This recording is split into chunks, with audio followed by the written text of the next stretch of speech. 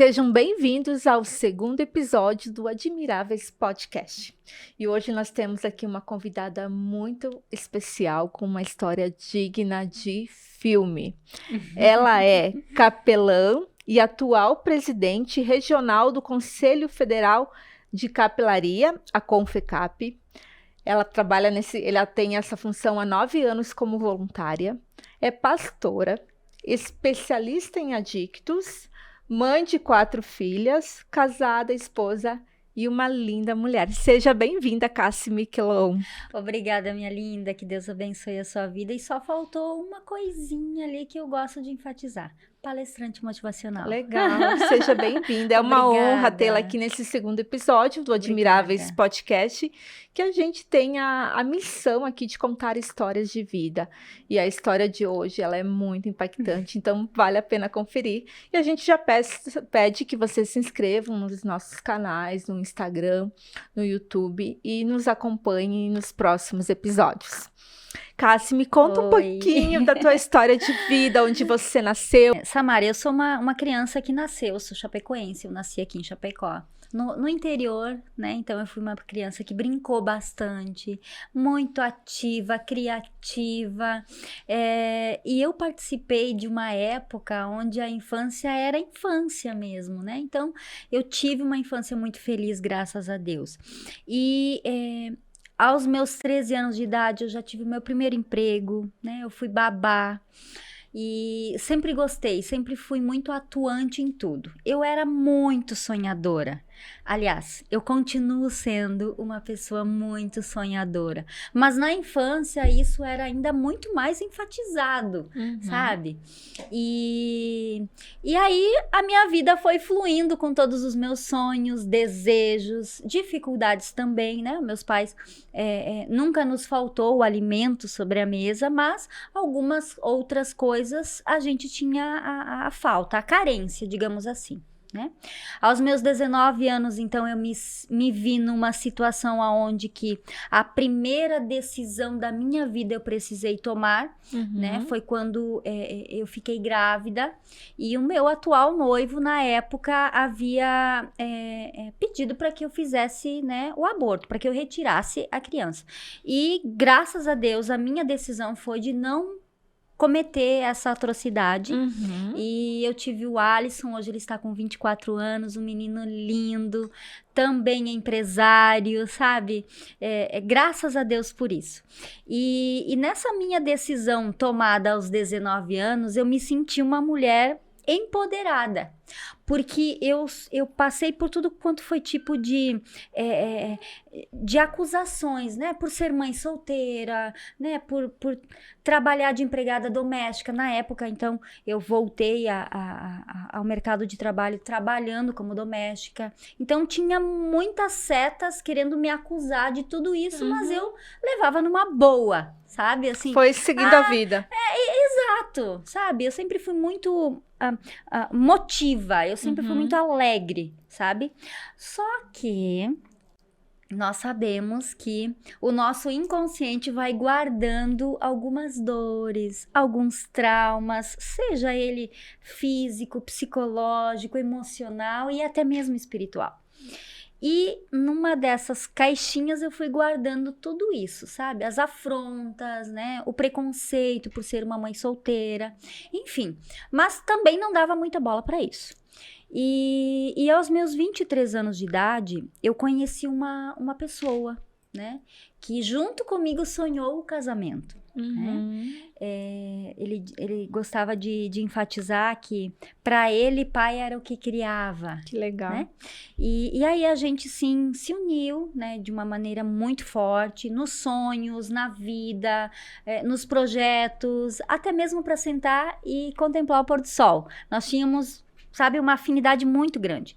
E há 3 meses do nosso casamento houve uma fatalidade. Samara, eu não sei se eu já posso entrar nesse assunto. Claro, vamos mas lá. Eu já estou comentando, falando tudo aqui. A gente tem bastante assunto para abordar aqui, fica à vontade. E aí, há 3 meses do casamento, já estabilizada financeiramente, já com um trabalho onde eu tinha almejado, né, quando mais jovem, quando adolescente, eu trabalhei numa revista conceituada aqui na cidade de Chapecó e na região. Até quero mandar um abraço para Carla Rich, uma mulher incrível. E nessa época, então, eu estava trabalhando nessa revista conceituada.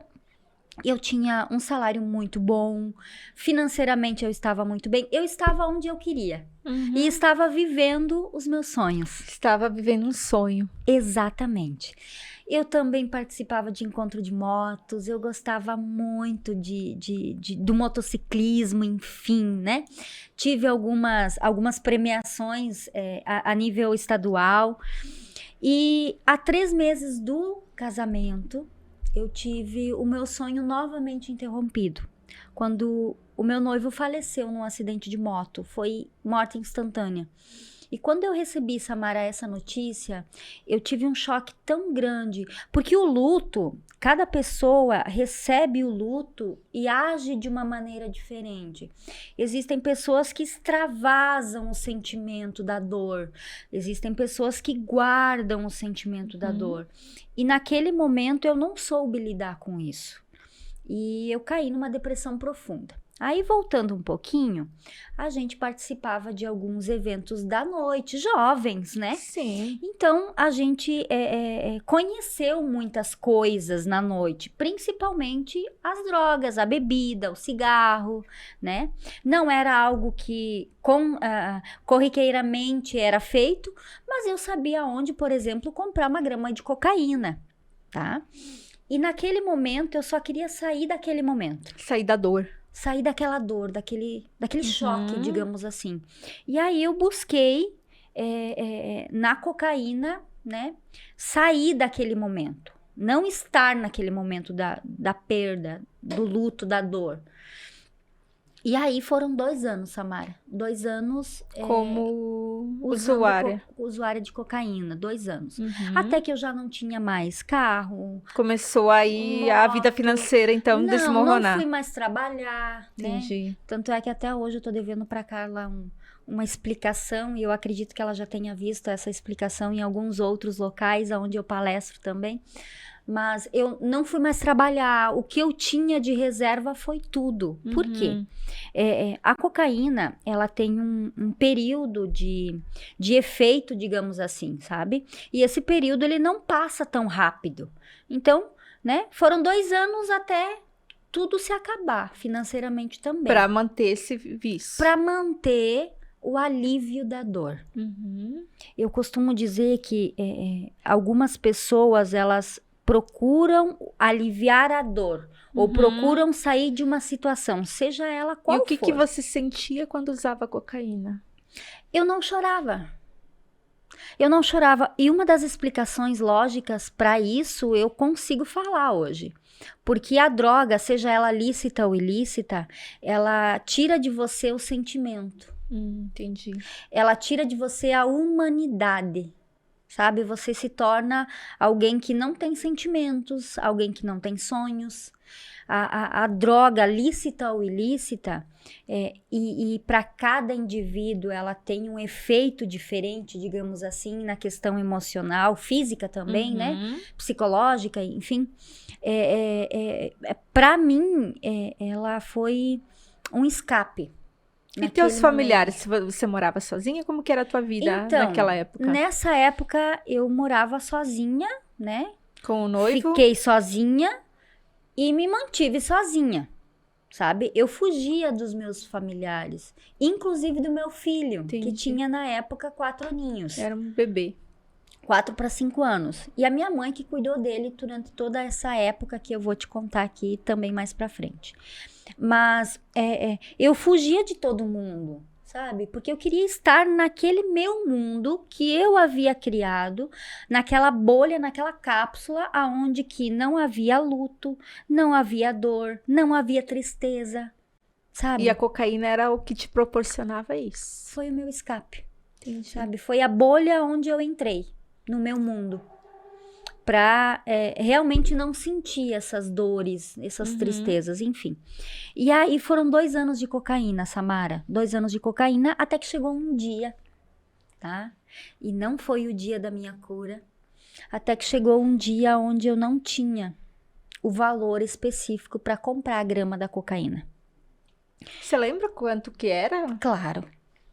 Claro, porque eu buscava por esse valor todos os dias.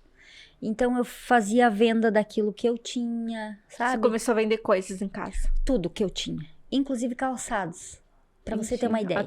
Até a tua questão de feminino foi... Tudo. Perdeu. Tudo.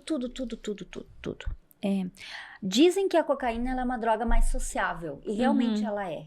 Porque eu ia em barzinhos, eu ia em locais, sabe?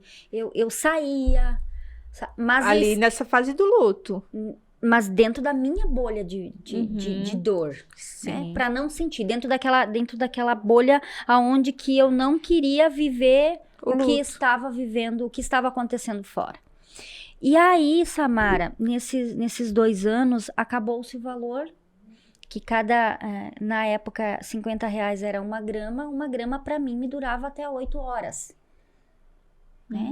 O efeito, é como eu disse, para cada pessoa tem um tipo de tempo para esse efeito e para cada pessoa também é um tipo de atitude perante a isso, né?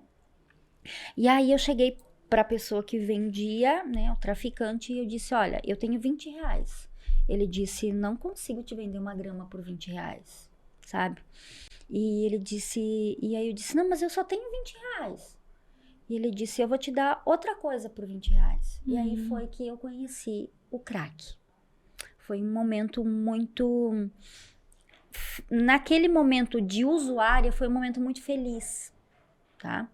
Porque eu quero enfatizar aqui as 3 fases do uso de droga, lícita ou ilícita, tá? Então, naquele momento, quando ele me disse, não, eu te dou 5 pedras de crack, 4 pedras pelos R$20... E uma eu vou te dar para te mostrar como funciona, porque até então eu não conhecia. Eu só havia cheirado. E o crack, então, naquele dia eu experimentei, fumei. Ele me explicou como funcionava. E aí foi, Samara. Aí foi o início do meu real fim, digamos assim, porque foram mais 5 anos. Mas o efeito era parecido no crack? Então, todos eles... O efeito tem 3 fases.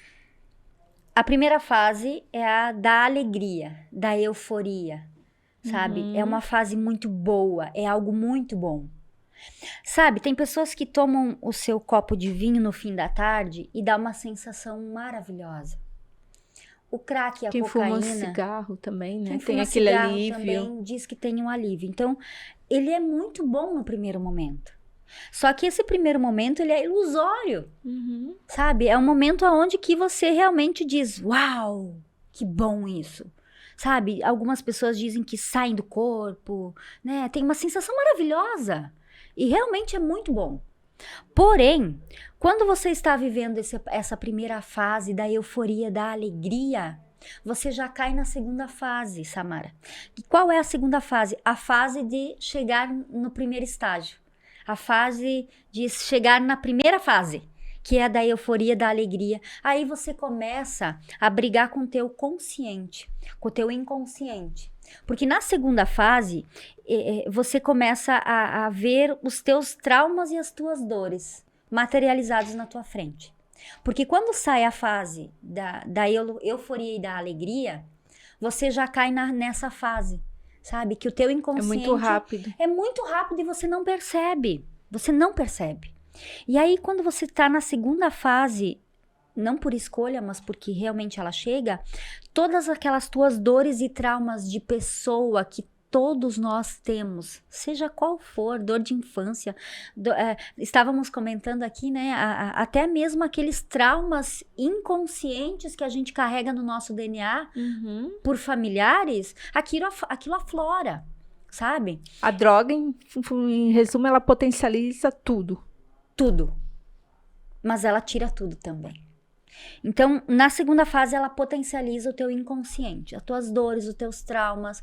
E aí, quando eu estive na segunda fase do crack, já no crack, foi uma fase onde que eu já não tinha mais meus princípios. Tá? Entendi. Você procura chegar na primeira fase e você faz de um tudo para chegar na primeira fase do uso da droga. Então, incessantemente você busca A droga? a droga para chegar na primeira fase.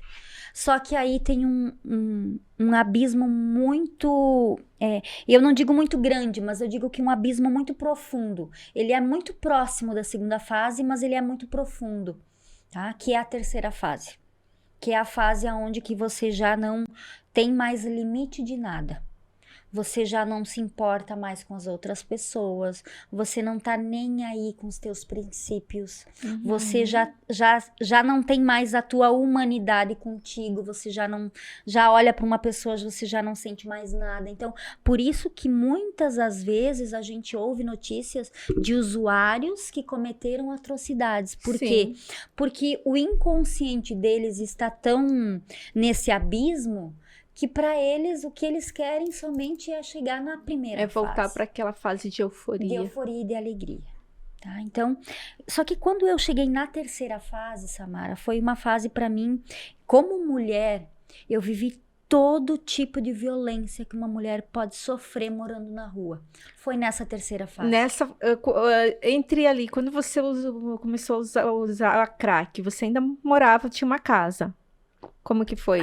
Não. Eu já não tinha mais um apartamento, eu não tinha mais móveis dentro de casa. Você já estava na rua. Então, a gente... Como que foi, Cássima, a tua ida pra rua? Eu não percebi. Porque o que acontece? Na cocaína, tudo é festa. Não tem segunda-feira. Tudo é sábado. Tudo sextou. Então, na cocaína, pra mim, segunda-feira era festa. E as festas nunca aconteciam dentro da minha casa, sempre fora. Então, eu voltava para minha casa para pegar alguma coisa, para vender, para trocar e pronto. Então, não teve um momento que eu possa te dizer, a partir desse momento eu comecei a morar na rua, foi tal dia. Não, foi gradativo isso, sabe? Você chegou a perder tua casa, né? Sim, perdi tudo. Cheguei numa fase, como eu estava comentando, aonde eu não tinha mais o que vestir, eu não tinha mais o que calçar, eu não tomava mais banho, tá? A dignidade de uma mulher eu já não tinha mais, sabe? A comida, como que eu me alimentava? Eu comia comida revirando do lixo. E muitas das vezes, Samara, o meu alimento era feito, eu me alimentava somente do lixo na madrugada. Porque eu tinha vergonha. Você ainda tinha algum senso? Mais ou menos. Eu tinha vergonha de estar na rua durante o dia. Então, durante o dia, eu procurava... E aí eu vou responder para você essa pergunta. Aonde que eu ficava, né? Aonde que eu morava. Então, a gente tinha lugares onde nós utilizávamos droga com outros usuários. A gente chamava de mocó. E é um local onde pessoas usuárias se encontravam para usar. E naquele local, a gente tinha que pagar um pedágio para o dono do lugar. Né? Tu tem quanto? Eu tenho 5 gramas de crack. Então, metade é minha e a outra metade tu pode usar aqui o tempo que tu quiser. Entendeu? Então, era mais ou menos dessa forma. Mas o ir pra rua, o estar na rua, aconteceu de forma que eu nem percebi. Porque tudo era festa. Né? Dentro daquela minha bolha, tudo já não tinha mais tristeza, não tinha mais... Você lembra, Cassi, de algum momento de lucidez estando na rua? Sim, vários. Vários momentos de lucidez. E como que era? Hoje, Samara, eu vejo como se a psicologia fala sobre os lapsos de memória, né? As pessoas que não lembram, mas muitas das vezes, quando eu usava a droga, seja ela a cocaína, e ali eu aprendi muita coisa nesse submundo da droga. A preparar cocaína para virar crack, por exemplo. Tá? Tantas outras. Nesses momentos, eu eu usava a droga, seja a cocaína ou seja o Uhum. crack, e aquilo a gente chamava, né? Aquilo não batia, não dava efeito. Nós jogávamos para a qualidade do produto, Uhum. mas hoje eu tenho outro entendimento, sabe? Deus não deixava que eu ficasse sem a minha consciência, porque Ele estava me livrando, como me livrou de muitas coisas, inclusive da morte. Entendi. Porque, Samara, na rua eu passei por tudo quanto foi tipo de violência que uma mulher pode passar. A violência física, Uhum. a emocional, a psicológica, a violência espiritual, mas muito mais a física, sabe?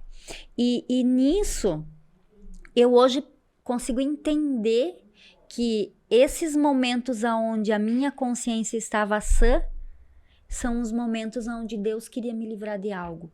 Porque eu passei, eu fugi de tiros, tá? Eu fugi de cachorro. A gente estava falando aqui sobre comer na rua, né? No lixo. Então, na madrugada, eu deixava, se tinha uma matilha de cachorros, por exemplo, eu deixava primeiro eles. Iam lá, comiam, fuçavam, depois eu ia. Era Porque senão briga pelo alimento. Porque senão a briga ia ser muito feia, com certeza eu ia perder, entendeu? Muitas das vezes eu só fechava o olho, eu tapava o nariz, pegava a comida com a mão, engolia assim, sabe? Pra sentir dentro do meu estômago algo, sabe? E tantos outros momentos que marcaram muito, e nós estávamos falando também sobre cura, né? Hoje, tudo aquilo que eu passei, eu já tenho experimentado a cura. Em todas as áreas, Samara. Todas as áreas. E nesses momentos onde que a minha consciência não foi roubada pelo uso da droga, pela tristeza, enfim, foram os momentos onde que realmente eu caía em mim. Uhum. Só que mesmo assim, eu não queria voltar Por quê? para minha família. Tinha Porque vergonha? não somente. Porque naquele momento eu não queria mais viver também. Tinha desistido. Como a depressão, ela veio acarretada com muita coisa na minha vida, e nesse momento dos 23 anos foi quando explodiu realmente, e eu não soube lidar com o luto, com a perca, com tudo isso, eu também queria morrer. Só que graças a Deus, Samara, eu nunca tive a ousadia de tirar minha própria vida, Entendi. sabe? Uma curiosidade, você chegava a encontrar conhecidos? Porque Chapecó não é uma Sim. cidade... Sim, só que eu fugia, né? Você se escondia. Eu me escondia. Eu encontrei várias vezes a Mônia Cris. A Mônia Cris hoje ela é minha amiga, né? A gente fez vários trabalhos juntos, enfim. Eu sou empresária também. E a Mônia Cris, ela me conheceu antes, quando eu trabalhava no jornal, né? E ela me via durante muitas vezes. Ela dizia pra mim, sai dessa vida. Teve um dia que eu encontrei com ela e ela disse assim pra mim, Cassi, tu quer comer? Vamos, eu te ajudo a sair daqui. Eu disse, não, eu não quero comer. Eu não quero sair daqui. Então eu não queria, Samara, sair daquele momento, daquela vida que eu já estava levando. Por mais que eu estava sendo violentada de todas as formas, sabe?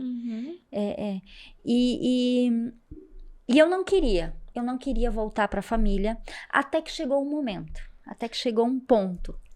E foi nesse ponto, Samara, aonde que hoje, especialista em pessoas adictas, adictos é uma palavra que vem do latim, que significa pessoas dependentes de algo, tá? E foi nesse momento aonde que eu realmente disse, eu quero mudar. Aí sim. Foram 7 anos nas ruas, né? Então, 2 anos na cocaína, 5 anos no crack.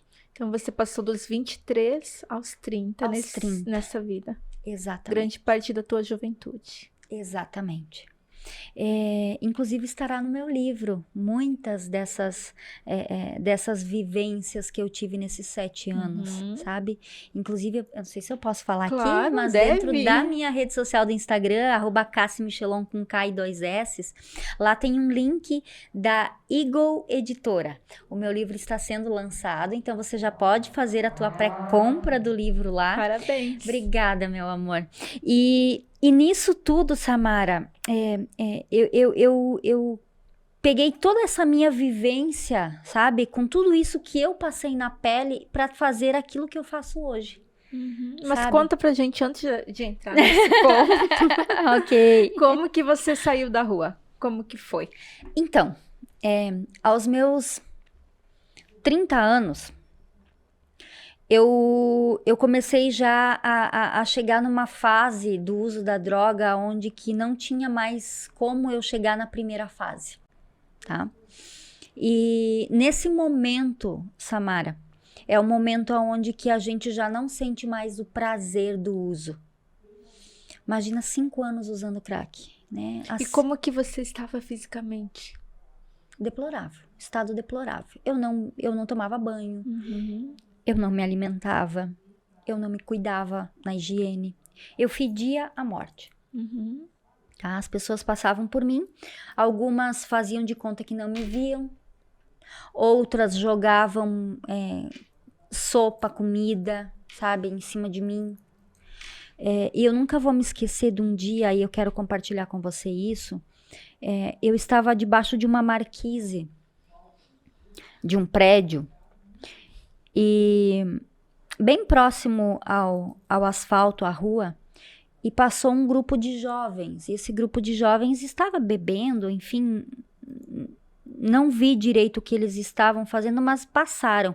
E quando eles passaram, me viram ali jogada debaixo daquela marquise, eles pegaram aquilo que eles tinham no copo e jogaram em cima de mim, sabe? Me chamaram de lixo. Isso foi algo que me marcou muito, sabe? Tantas outras vivências, Samara, tantas outras. O próprio alimento revirando do lixo, sabe? Hoje, graças a Deus, eu tenho alimento sobre a mesa, sabe? Hoje, graças a Deus, eu já não vivo mais aquele momento.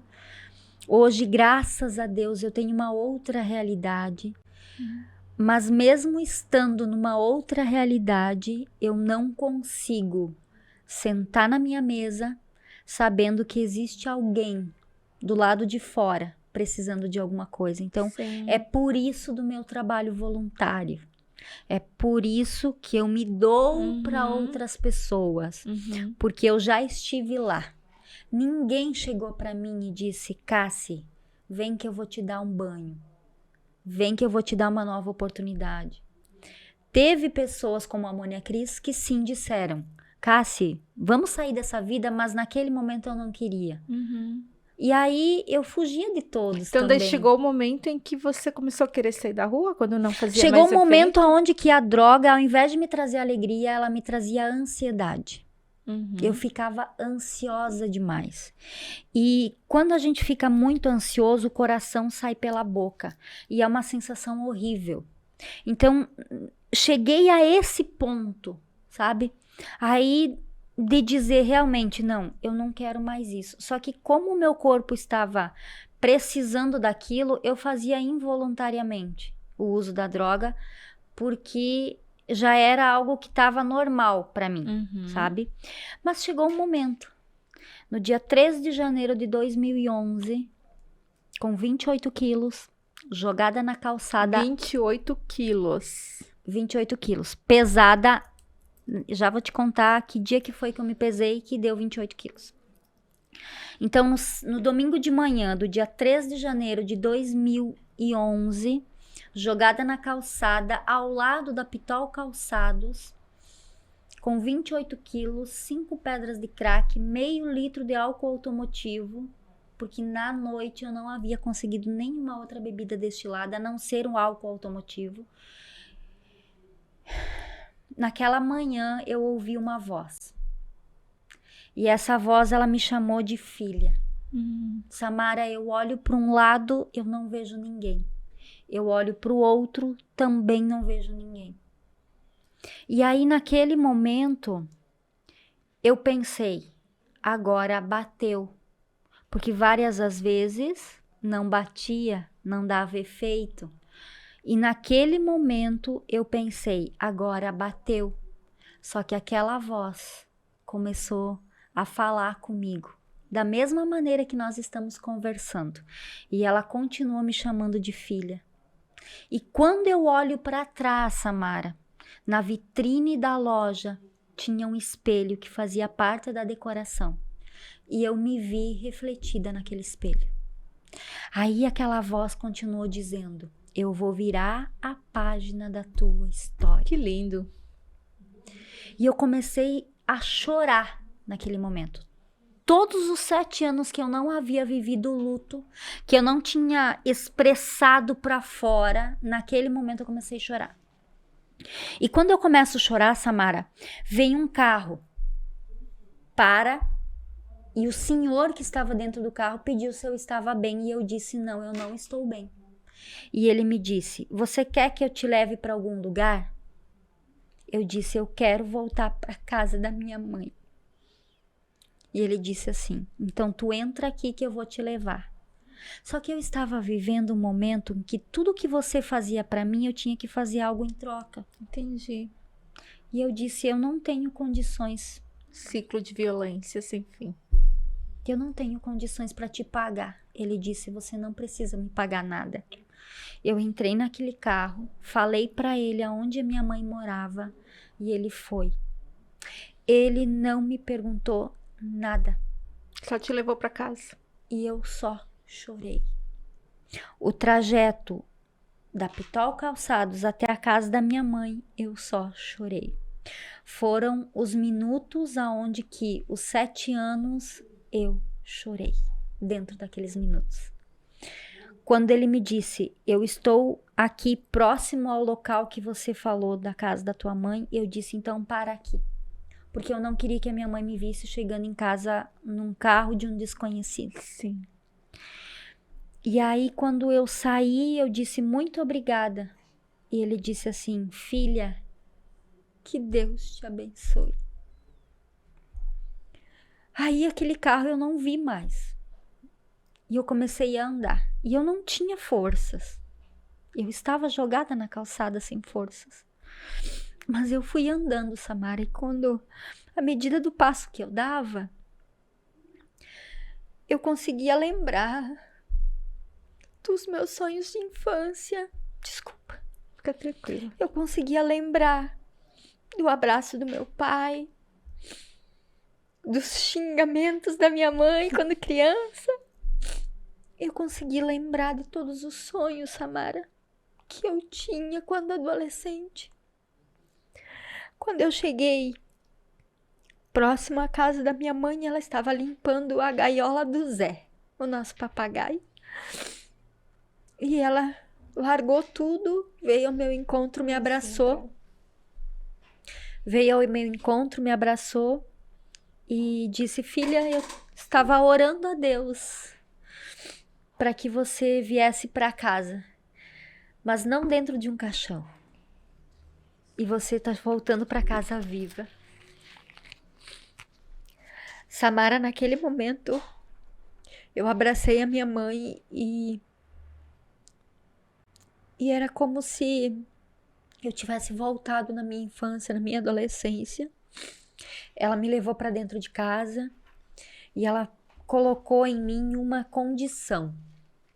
A condição era de que eu iria entrar, tomar banho, comer, mas que após isso eu tinha que ir para a igreja com ela. E aí naquele momento eu aceitei tudo que ela estava impondo para mim. E eu entrei, ela me deu banho, ela colocou me vestiu com o vestido dela. Minha mãe é uma mulher um pouco mais avantajada, mas naquele momento era tudo que eu tinha. Eu vesti um vestido dela, ela me deu algo para comer e eu dormi. Samara, foram 5 dias dormindo.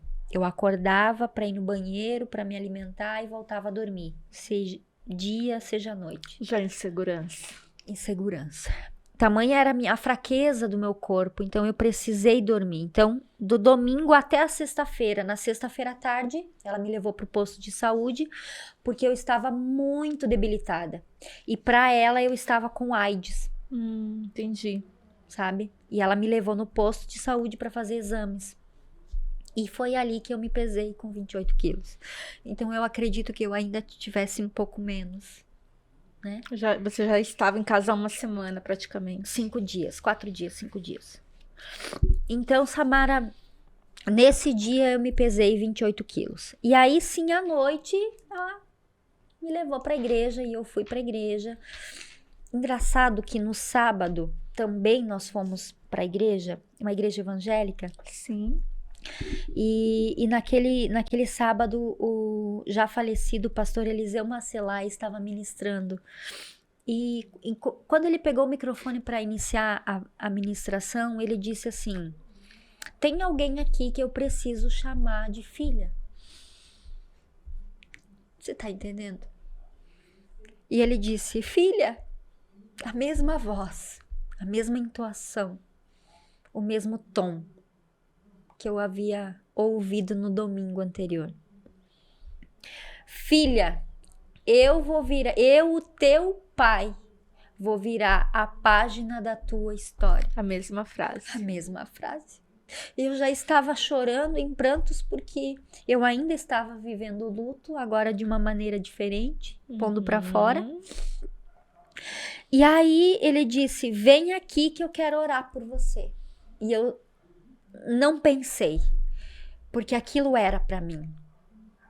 Eu saí do local onde eu estava, fui lá na frente do pastor Eliseu Macelai e ele disse: eu vou virar a página da tua história.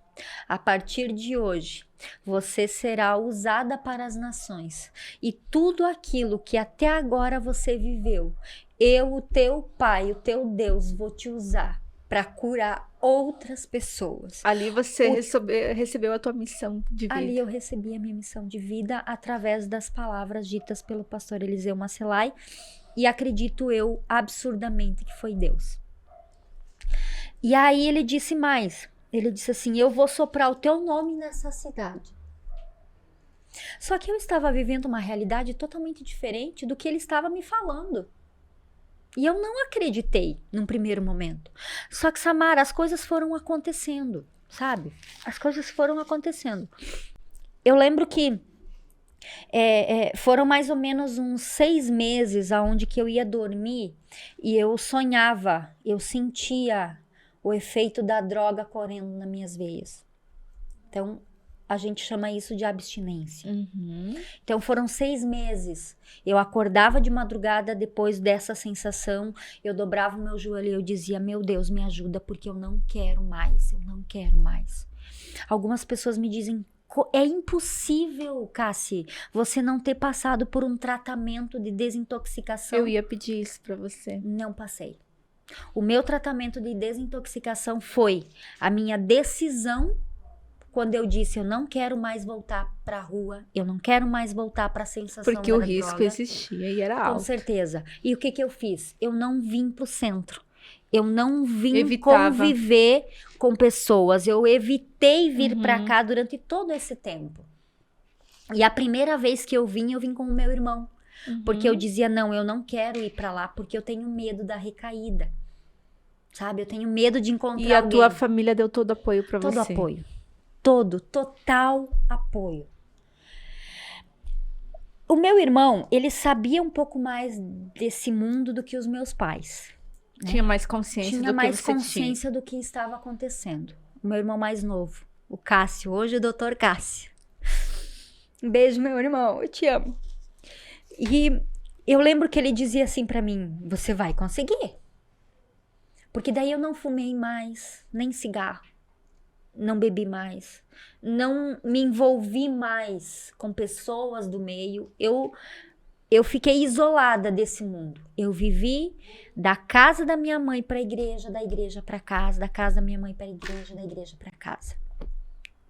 E esse momento foi um momento muito importante, Samara, porque quando eu estava morando na rua, em um dos meus momentos de fraqueza, que eu precisava dormir, porque a droga, ela tira de nós até mesmo o sono.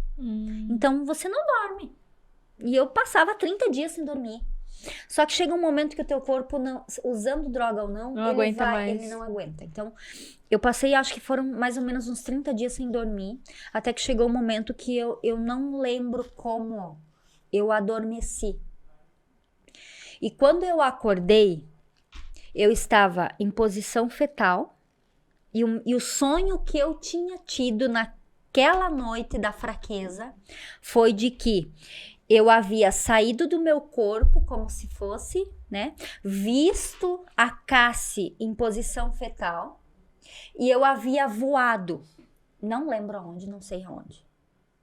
E aí quando eu acordei, foi como se eu tivesse voltado e me visto naquela posição fetal. E aí, nesses 6 meses lá na casa da minha mãe, esse sonho eu tinha quase que diariamente. Mas eu entendo hoje, eu tenho essa visão espiritual, e eu entendo hoje que isso foi Deus gerando novamente a pessoa ao qual eu me tornei hoje. Com todas as dores e traumas? Sim. Com todas as percas? Sim. Mas também com todas as curas. E como que foi o teu retorno para a sociedade? Foi muito incrível. Porque num desses sonhos, Deus me deu uma estratégia para lançar em Chapecó uma revista. Porque eu havia trabalhado, eu já sabia como funcionava. E nesse sonho, Samara, Deus me deu até o nome da revista. Tá? E eu acordei e eu falei pro meu irmão, eu disse, Cássio, tu me ajuda, tu me empresta o teu computador, porque eu não tinha celular. Tinha mais nada. Eu não tinha nada. E ele disse, Tata, eu te empresto. E aí, eu lembro que eu comecei a ir no bairro mesmo, lá no bairro EFAP, eu ia pro comércio e eu dizia, olha, Samara, você é dona dessa empresa? Tu não quer anunciar a tua empresa na primeira revista evangélica da cidade de Chapecó? E a pessoa dizia, sim, eu quero. Sem ter um protótipo, sem ter nada. Sem um contrato, nada. E aí foi, Samara, que eu me inseri novamente na sociedade. Criando a revista evangélica. Criando a revista Zenas, que significa presente de Deus. Zenas também está inserido no livro de Tito, que foi doutor da lei, na Bíblia. E aí foi me inserir na sociedade foi dessa forma. Só que também aqui eu quero abrir um parênteses, Samara, porque não foi só a minha inserção novamente na sociedade. Foi Deus confiando novamente em mim. Porque chegou ao final de 2 meses... Você estava lidando com dinheiro. Eu estava com 25 mil reais na minha mão. Samara, para uma usuária de crack, 25 mil reais. É isso que eu pensei. Então foi uma confiança muito grande que Deus depositou em mim. E o que você pensou quando tinha esse dinheiro na mão? A única coisa que eu pensei foi, eu preciso ir pagar a gráfica. Já pra... Não. Era realmente pagar a gráfica para ter a revista em mãos. Nenhum momento passou pela minha cabeça... Comprar droga. Não. Por quê? Nessa minha andança dos 5 anos dentro do crack, Samara, eu tive várias oportunidades, tá? Eu fui trancada dentro de um quarto escuro. Eu fiquei dias lá dentro. Eles jogavam, e isso tá no meu livro, eles jogavam lá dentro daquele quarto garrafas de cerveja, de bebida, e a garrafa quebrava. Quarto escuro. Eu não podia nem abrir a janela, estava trancada por fora. E naquele quarto escuro, quantas foram as vezes eu pisei nos cacos de vidro? O meu pé sangrava. Eu lembro que quando eu sentia a dor, né, do caco de vidro cortando o meu pé, eu subia na cama ou... no colchão, desculpa. Não tinha cama. Eu subia na cama ou subia num banquinho que tinha lá e eu sentia o sangue pingar de mim. Por que você foi trancada? Vários motivos. Um deles foi de que nós usávamos as casas para uso da droga, mas também, muitas das vezes, o traficante usava a casa para receber os tabletes de De droga. de droga, de crack, para que nós fracionássemos. Entendi, você era uma funcionária do crime. Fui. Inconscientemente, por quê? Era como se você chegasse para mim e dissesse assim, ó, eu vou colocar você aqui numa mesa, Cassi, eu vou colocar em cima aqui todas as barras de crack, eu vou cortar ao meio e você vai fracionando, mas não faça nada, porque se você fizer, eu te mato. Roubar, esconder. A gente podia fumar à vontade o crack, ali, à vista do traficante. Não podia... Mas como eu fui parar lá dentro do quarto? Porque um dia eu me recusei a fazer esse trabalho. Uhum. Porque eu sentia. E aí vem muita coisa. Vem o meu inconsciente, vem o medo. Eu tinha medo que a polícia batesse, eu fosse presa e saísse, né, no Você ainda jornal. tinha um senso de dignidade no fundo. Eu tinha. Só que o meu maior medo não era presa. O meu maior medo era o meu pai e a Ver. minha mãe ver presa. Sabe? E eu me recusei naquela noite, naquele dia, a fracionar o crack. E aí eles me colocaram trancada lá dentro. Porque daí eu falei pra eles, não, a polícia vai chegar. E eles Imaginaram que Eles imaginam muita coisa. Eles imaginam que você vai denunciar. eles imaginam que você vai roubar, eles imaginam que você vai sair correndo com... Eles imaginam de tudo, porque o medo é muito grande. Sim, o medo é muito uma forte. É uma vida sob medo. Sobre o medo. E aí, então, naquele dia eu me recusei e eu disse, não, a polícia vai vir e eu vou presa. E eles disseram, não, ela tá muito louca. Coloca ela lá no quartinho. Pra Então dar foi uma acalmada. Naquele dia, só que não foi um dia. Foram vários dias.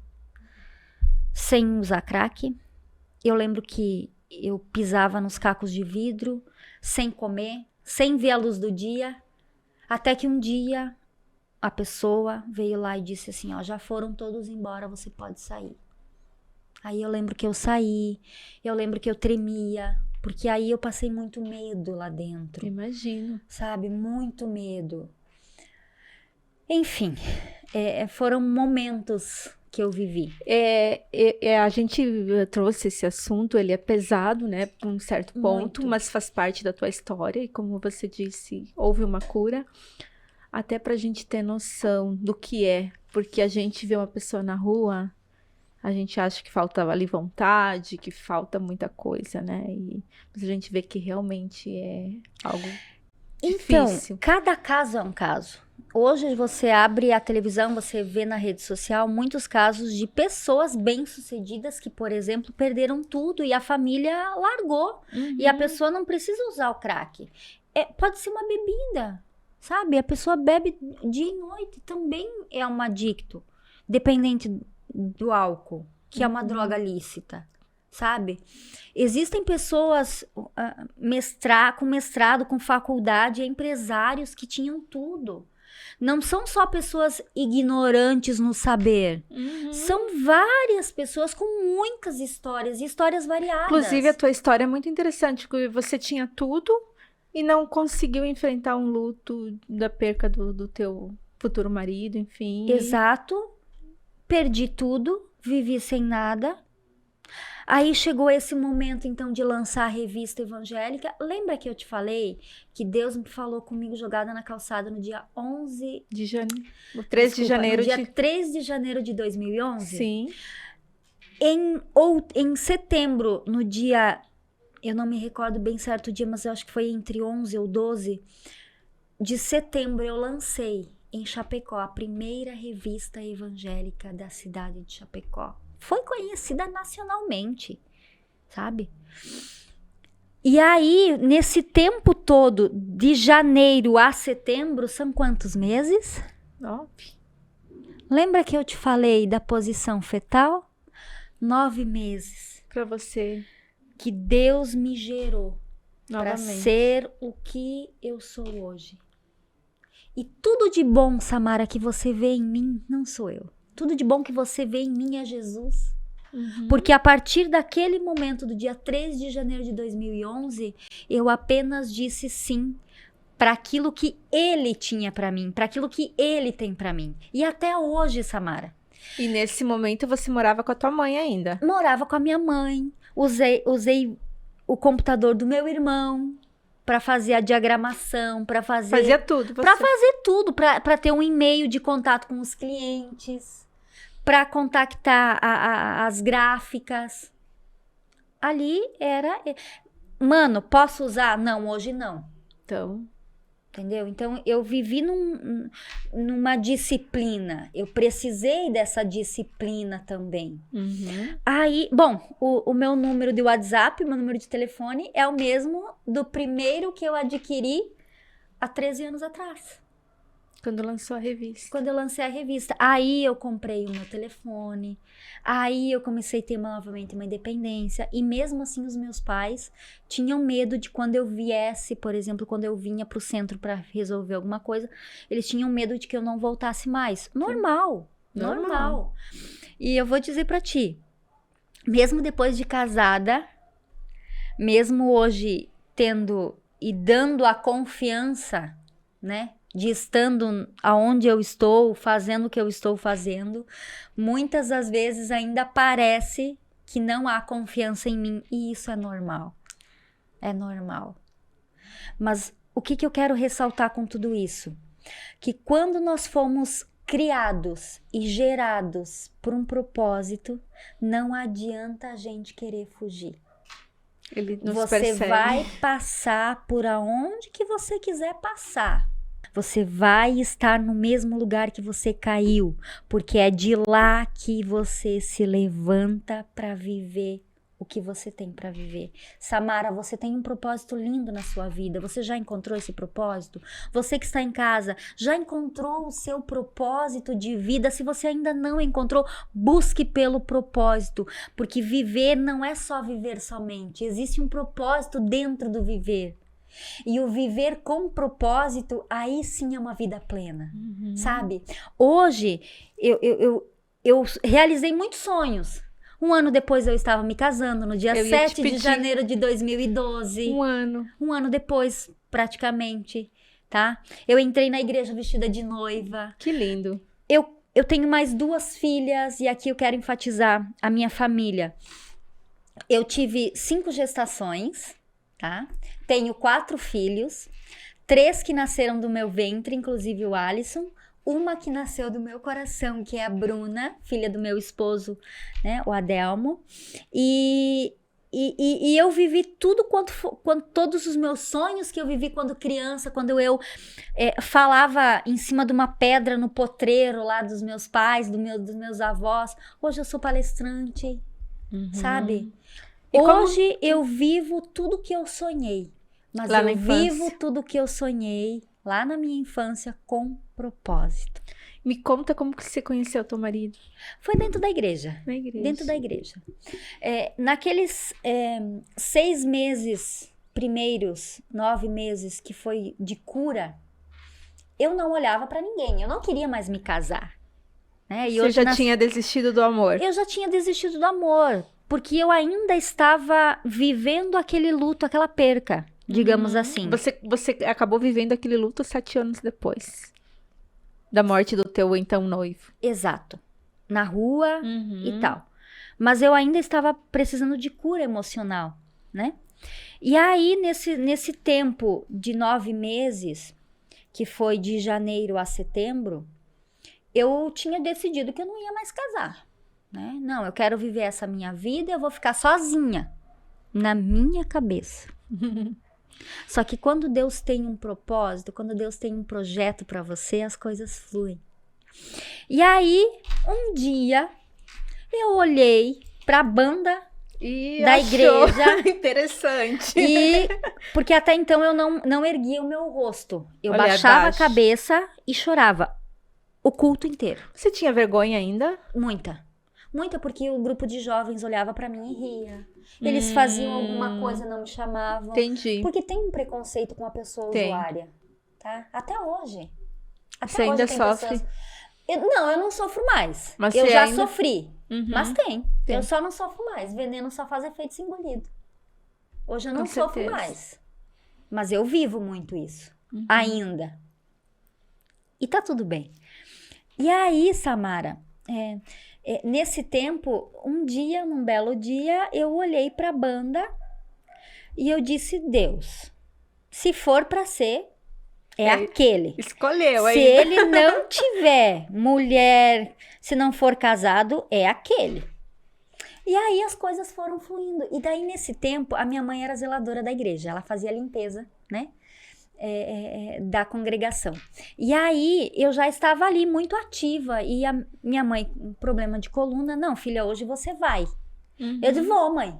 E eu ia lá, limpava a igreja. E os dias de limpeza eram fixos, né? E aí eu disse, mãe, então vamos fazer assim, ó. Tal dia e no sábado à tarde eu vou limpar a igreja pra senhora, né? Daí ela disse assim, então eu te dou um valorzinho pra você limpar nesses 2 dias. E no sábado à tarde, eu ia fazer a limpeza no horário determinado, né? Só que após esse horário, tinha a banda que ia ensaiar.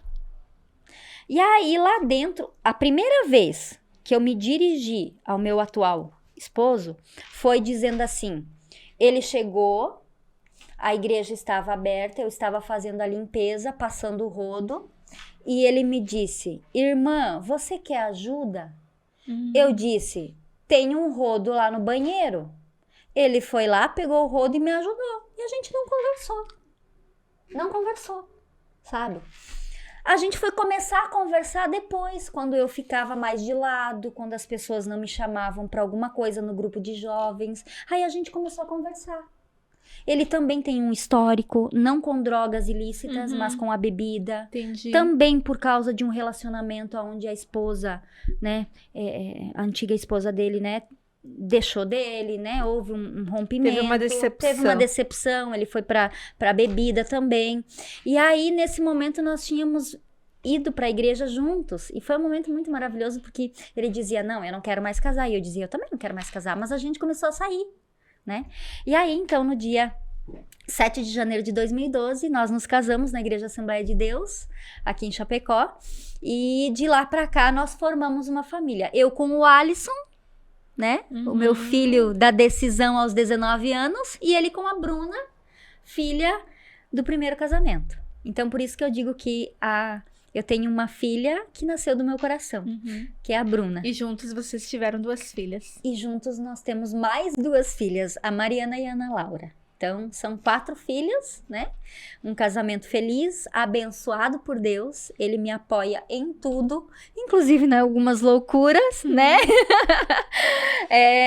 Uma das loucuras foi também aceitar a ser apresentadora do primeiro programa evangélico da cidade de Chapecó pela extinta TV Sul Brasil, né? A convite da Itatiane. E eu não conseguia falar uma frase, Samara, com coerência do início ao fim. E ali, nesse aprendizado dentro da TV, eu comecei. E aí as pessoas começaram a saber da minha história. Ai, você vem contar teu testemunho, tua história de vida na igreja. E foi na igreja que eu comecei a falar. Sobre tudo que tinha acontecido. Sobre tudo que havia acontecido. E desde o primeiro momento, eu não tive vergonha de falar tudo o que aconteceu, inclusive o meu marido, quando nós nos decidimos por casamento, eu contei para ele tudo que eu havia passado, tudo que eu havia vivido. Para ele ficar ciente. Para ele ficar ciente. E eu disse, aonde eu for, eu vou contar. E você não pode ter vergonha, você não pode ter medo, você vai ter que enfrentar comigo se porventura vier alguma piadinha. E graças a Deus até hoje, eu gosto muito de enfatizar a decisão e a vida transformada que eu tive, né? Conto sim sobre algumas coisas que aconteceram, relatos da minha vida dos 7 anos usando droga, tanto é que hoje eu estou presidente regional do Conselho Federal de Capelania, mas eu sou capelã formada na capelania hospitalar, na capelania missional, na prisional, na escolar, especialista em adictos e agora me especializando também na psicologia pastoral e me formando na capelania esportiva também. Sabe? E como que... conta um pouquinho sobre esse trabalho no presídio pra gente. Então, todo mundo diz que, né? Ai, Cássia, eu acho lindo esse trabalho. É um trabalho onde que eu tive formação para isso. Formação de vida. Tá? E a tua história acaba sendo a cereja do bolo. Exato. a minha história acaba sendo a cereja do bolo. Apesar de nunca ter tido passagem pela polícia. Porque foi isso que me deu também a me formar capelão. Porque um capelão, ele é um trabalho voluntário, humanitário de ajuda aos aflitos. Você se torna uma autoridade. Então, para se tornar autoridade, você não pode ter passagem pela polícia, você não pode ter ficha suja, enfim. E aí, esse desejo de ajudar pessoas foi porque eu um dia precisei de ajuda, sabe? E nesse meio também afunilou para mulheres. Hoje eu realizo um trabalho dentro do presídio feminino, tá? Eu, como mulher, não vou no presídio masculino por decisão pessoal, mas eu posso. Entendi. Né? Eu formo outros capelãos, homens também, para que façam esse trabalho. Mas hoje eu atuo dentro do presídio feminino, atuo dentro do SAP, no DEASE, para menores infratoras e menores infratores, né? Atuo na capelania hospitalar, dentro do Hospital da Unimed em Chapecó, com visitas semanais. Então, nós damos essa ajuda, esse auxílio a pessoas em situação de luto, familiares em situação de luto pela perca, pessoas em situação acamadas, sabe? E familiares também. A capelania, ela tem como base o auxílio social, emocional e depois espiritual. Eu estou membro de uma igreja evangélica, mas eu não vou chegar para você dentro de um hospital ou presídio e perguntar: você é evangélica? Não, eu não sou, então eu não vou te atender. Não é assim que funciona.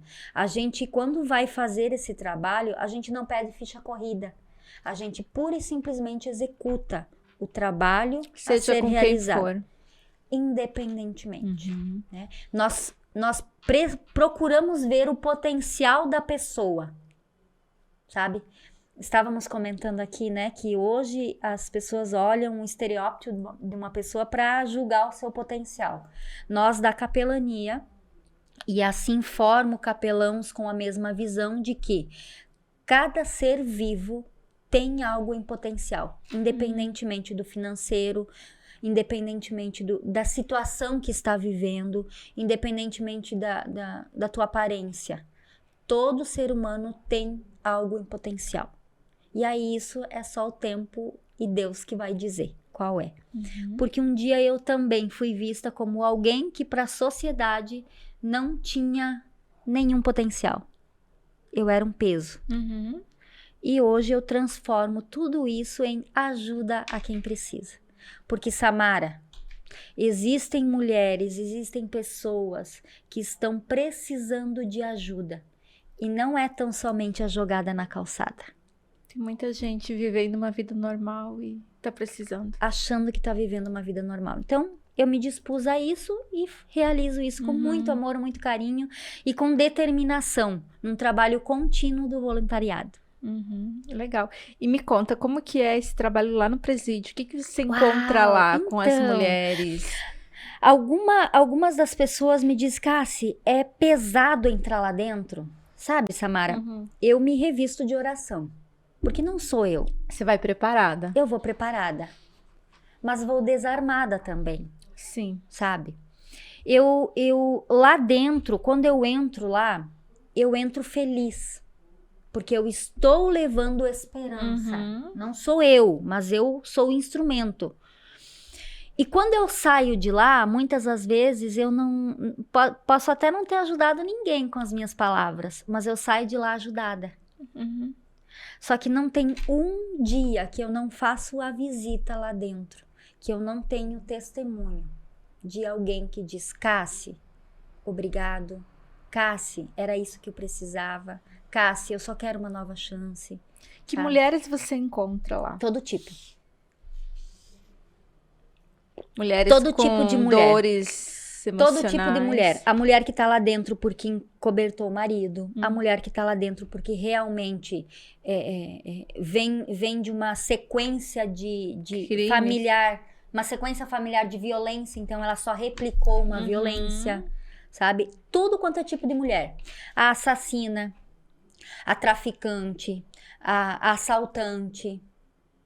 Todo quanto é tipo de mulher. mas todas elas têm algo em potencial.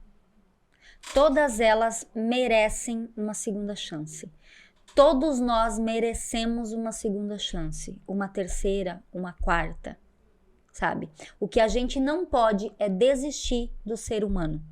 Não podemos desistir do ser humano. E o meu trabalho lá dentro, ele é basicamente de palestra, tá? Também de cultos, né? Como sou pastora, e uso muito a minha vivência, as minhas dores, os meus traumas, os meus anseios, a minha história, para chegar para elas e dizer: tem chance, tem esperança. Você fala a tua história para elas. Sim. E não tenho vergonha. Tanto é que estou aqui numa rede social contando tudo. E lá dentro não é diferente.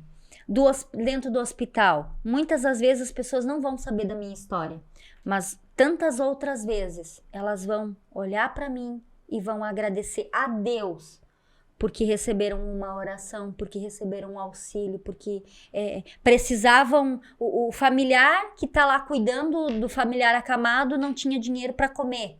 Então a gente tá ali para esse auxílio que lembra que eu te falei? Primeiro social, depois emocional e por último espiritual. E o que mantém a capelania? Doações. Aí tu vai me dizer: Cássia, você tem estoque? Não tem. Por exemplo, o Estado ele não fornece shampoo e creme para cabelo para as detentas lá no DEASE, são as menores infratoras. Eles não dispõem. Um dia eu cheguei lá, a penal me disse: Cássia, tu tem como trazer pra gente, porque o cabelo das meninas aqui dentro tá horrível, elas não conseguem mais nem pentear o cabelo. E muitas com cabelo longo, né? Meninas, moças. E aí eu tenho um grupo de pessoas, né? Gente, ó, estou precisando de doação de creme pra cabelo. Cássia, eu vou te mandar um Pix, você vai lá e compra? Vou lá e compro. Então, é basicamente isso. Eu não tenho estoque de nada, não tenho um caixa de nada, mas quando é necessário, eu contacto algumas pessoas, alguns empresários que conhecem o meu trabalho, né? Sabem da seriedade do trabalho e fazem a doação. Roupas íntimas também para elas já foi feita a doação, sabe? Porque ou o familiar abandonou, não leva mais creme dental. Não recebe mais visita. Então, muitas delas me chamam de mãe, sabe? É forte, né? É muito forte. Na capelania, eu quero ressaltar que teve uma época que eu estava fazendo trabalho de palhaçaria dentro da capelania no Hospital da Criança. E após Covid, não pudemos mais realizar esse trabalho, que a gente sabe que tem que ter uma segurança também com isso.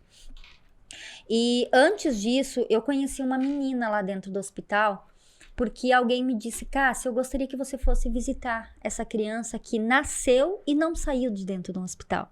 Ela estava com câncer, né, com leucemia. E foi feito muito tratamento, enfim. E eu visitava essas crianças lá dentro do Hospital da Criança como palhaça. E numa dessas visitas, aquela menina um dia me perguntou se eu podia levar para ela uma camiseta do Grêmio, porque ela gostava de assistir os jogos, né, o futebol. Ela nunca havia saído de dentro do hospital. Ela nunca havia jogado futebol num campo de futebol. Mas ela gostava do time do Grêmio. E aí a gente procurou, fez toda a arrecadação. Ela ganhou bola do Grêmio, camiseta do Grêmio, calção do Grêmio, rabicó do Grêmio, pulseira, anel, tudo do Grêmio. E essa menina, ela veio a falecer, né, um tempo depois, em virtude da doença, né? E a mãe dela fez o curso de capelania comigo para continuar o trabalho. Que lindo. Sabe? Então, assim, uma das histórias.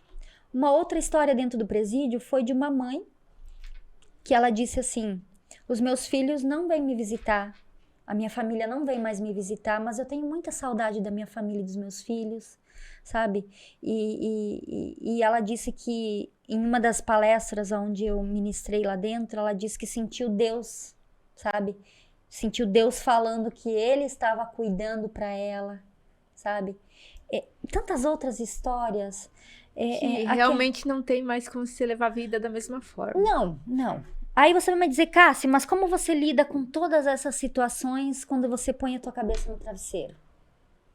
Hoje eu tenho uma maturidade espiritual, uma maturidade emocional, aonde que dentro do hospital, por exemplo, eu vi muitas pessoas morrendo na minha frente. Foram 3 no hospital regional. Quando eu fui chamada para fazer a oração, estava ali orando, a pessoa morreu na minha frente. Na primeira vez, eu sentei no corredor do hospital regional e eu chorei durante 4 horas. A perca daquela pessoa. Mas isso também fez parte dessa maturidade espiritual. Não que hoje eu não sinta, eu sinto. Mas eu chego em casa e eu coloco o meu joelho no chão e eu entrego tudo para Deus. Eu digo, Senhor, aquela mãe que está sofrendo presa, aquela mãe que está com a filha, a bebezinha no colo, presa, eu coloco na tua mão. A pessoa que está em fase terminal de câncer lá no hospital, eu coloco na tua mão, Senhor, sabe? Então, eu tenho essa maturidade de dobrar o meu joelho e colocar na mão de Deus tudo aquilo que eu não posso fazer.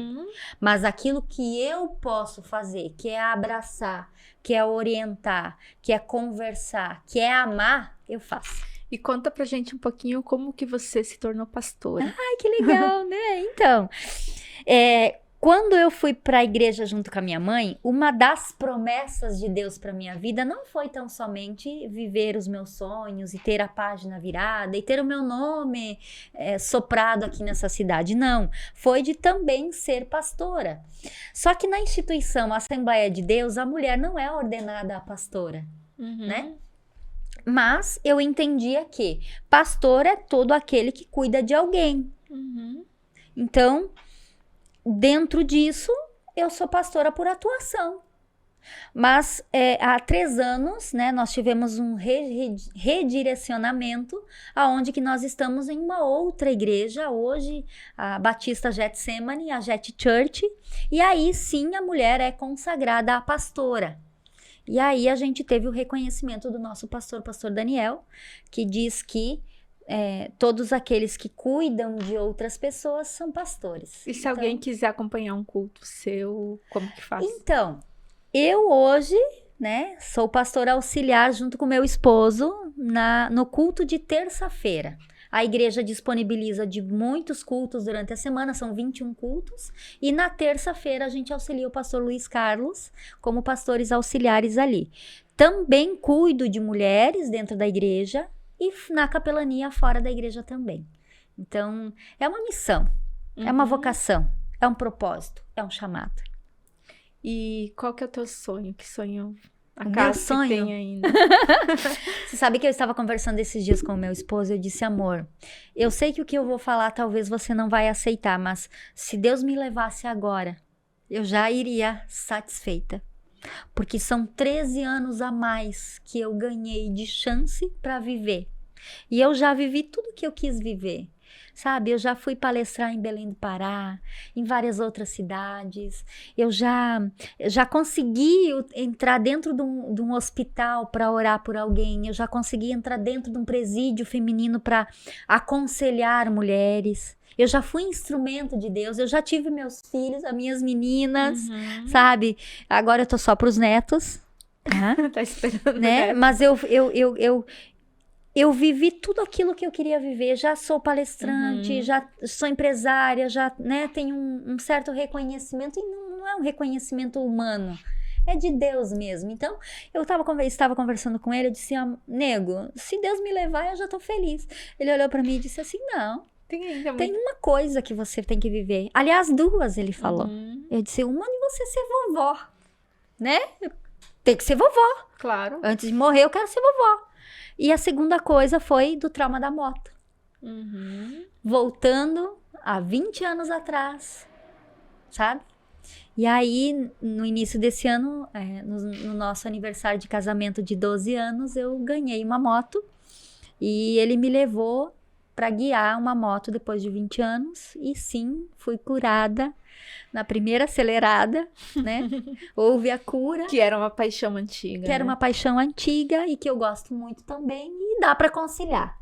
Dá para conciliar a minha vida pessoal, a minha vida pastoral, a minha vida capelã, a minha vida familiar. Tudo isso dá para conciliar, sabe? Com organização de tempo, com gestão de tempo. Com tudo dá para conciliar. Então hoje eu posso te dizer que eu já vivi tudo que eu queria viver. Tudo que eu quis, tudo que eu sonhei, eu já vivi. Só que eu tenho mais um pedido. Eu quero viver mais. Porque hoje eu Não quero tem mais vontade viver. de morrer. Não, hoje eu quero viver. Independentemente de onde eu esteja, como eu esteja, eu quero viver. E para uma família que enfrenta, porque hoje a gente sabe que é muito comum a questão das drogas. Uma família que está passando por isso e que não sabe como lidar com o familiar. Eu atendo muitas famílias hoje, como capelã, como pastor. Eu atendo muitas famílias que têm membros que são viciados, que são adictos, né? Um dos conselhos que eu dou é: não desista. Família, não desista, sabe? Vai chegar o momento que a pessoa vai ter uma virada de chave. E aqui eu não tô sendo uma pastora coach, mas vai virar a chave, vai chegar o momento. Tudo faz parte de um propósito, sabe? E se você estiver buscando pela cura, você vai conseguir a cura. Inclusive hoje de manhã eu recebi uma mensagem no WhatsApp de uma irmã que me contactou para que eu conversasse com a irmã dela adicta. A gente fez o encaminhamento dessa moça para tratamento, né? Que a gente sabe que muitas pessoas precisam sim de um tratamento, de um acompanhamento. A tua história é exceção. Exceção, mas eu aconselho terapia, acompanhamento psicológico, acompanhamento emocional. Eu aconselho o tratamento para desintoxicação. Então, eu auxilio famílias com isso. E ela me disse: Cassi, ela quer sair de lá, porque fazem 3 meses que ela tá lá e tem as fases, né? E aí ela disse: manda uma mensagem pra ela, né? Aconselhando, porque ela tem muita consideração por você e tal. E aí eu mandei uma mensagem pra ela e uma das palavras que eu disse pra essa menina que está em recuperação, eu disse: minha linda, né? Não vou falar o nome dela aqui. Eu disse: minha linda, sabe? Você já é vitoriosa.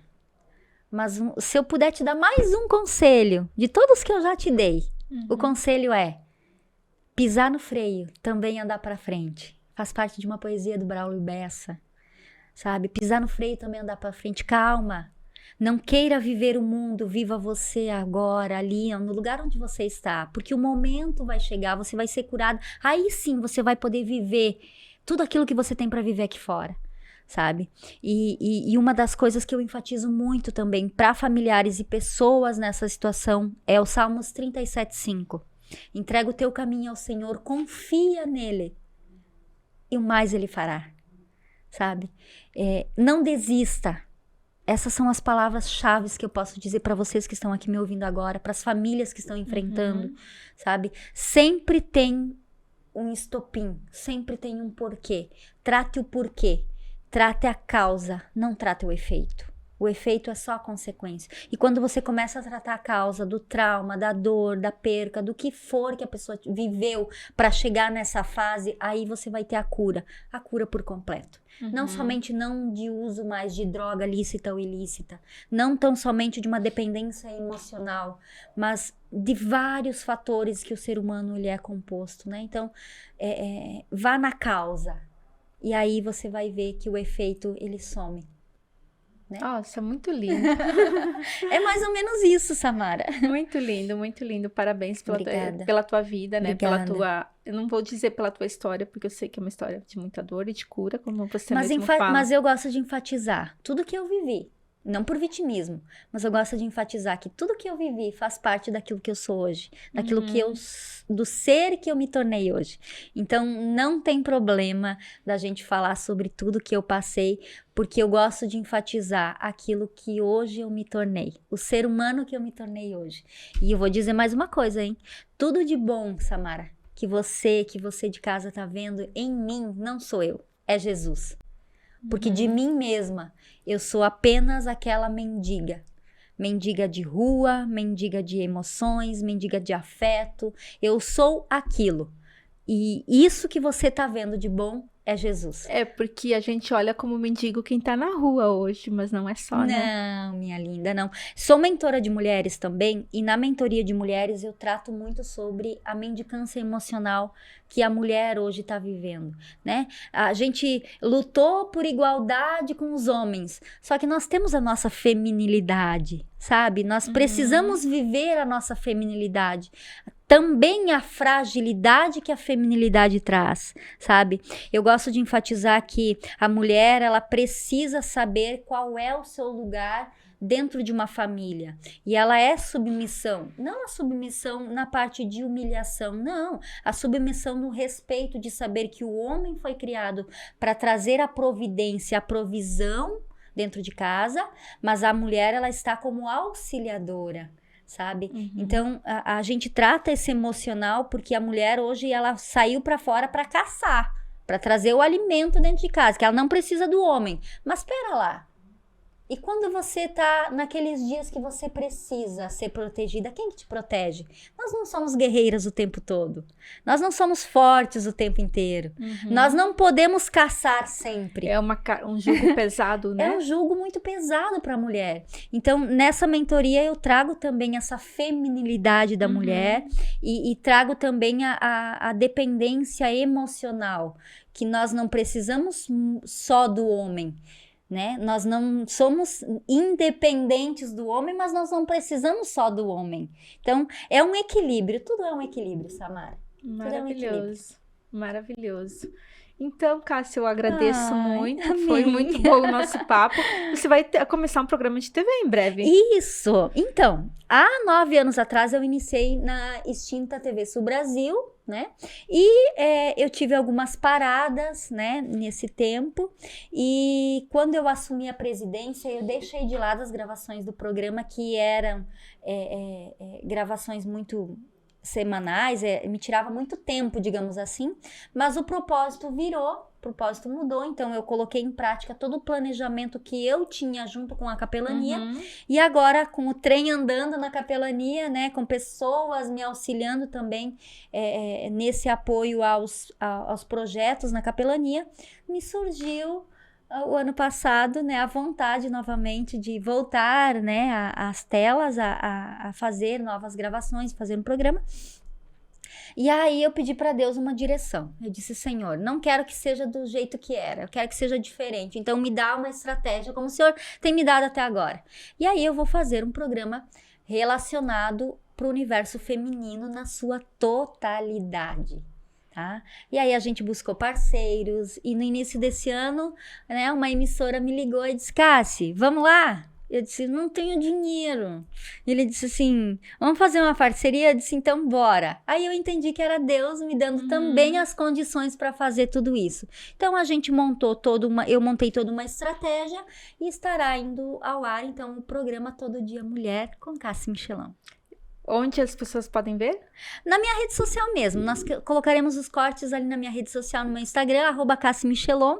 Ali também você pode acompanhar todo o meu dia a dia, não tão somente de apresentadora, né? Mas de mãe, de pastora, né? Da capelã. Tudo aquilo que envolve a minha personalidade está ali no meu Instagram, então pode acompanhar por lá também, e lá todas as informações. Valeu a pena nascer de novo, então. Vale a pena nascer de novo.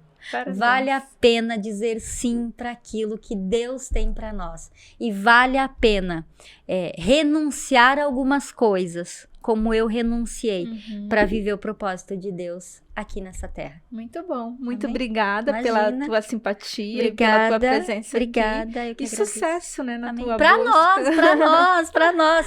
Porque eu também desejo que Admiráveis seja um momento de transformação na tua vida, na vida da Dolores também, mas também para quem for assistir. Porque vocês duas também são instrumentos de Deus para ajudar outras pessoas. Você aprova que histórias de vida, por mais difíceis que sejam, curam, né? Curam. Curam. E são admiráveis. Amém. Amém? Obrigada.